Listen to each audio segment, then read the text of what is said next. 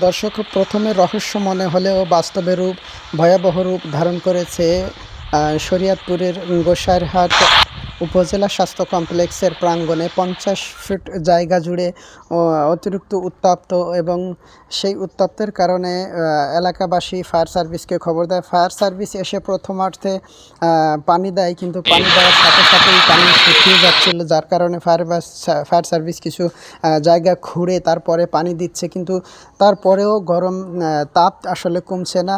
কিন্তু fire service তাদের রহস্য খুঁজতেছে এবং কী কারণে এটা হচ্ছে সেই খোঁজার মধ্য দিয়ে তারা চেষ্টা চালিয়ে যাচ্ছে, এবং সেখানে পানি দিয়ে তারা ভাসিয়ে দিয়েছে। তারপরেও ফায়ার সার্ভিস পরবর্তী পদক্ষেপ মূলত কালকে রাত্র থেকে আমরা রাত্র আসছিলাম এখানে, আমরা সব একসাথে দেখি যে এখানে একটু মাটি গরম এবং কিছু পাকাও গরম ছিল।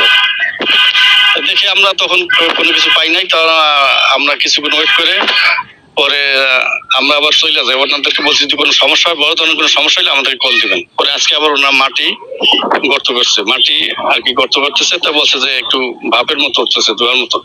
তাই আমাদেরকে কল দিছে, আমরা আসছি, আইসা দেখি যে পুরো হিট উঠতেছে। তা আমরা পানি দিয়ে মোটামুটি এখন বাসায় দিছি। তারপর পরবর্তীতে যদি কোনো সমস্যা হয় এখানে ভেকু দিয়ে গর্ত করতে হবে। যদি বড় ধরনের সমস্যা হয়, যদি এতেও না কমে, তাহলে ভেকু দিয়ে গর্ত করতে হবে। গর্ত করে তারপর আমরা পর্যবেক্ষণ করে দেখতে পারবো যে নিচে আসলে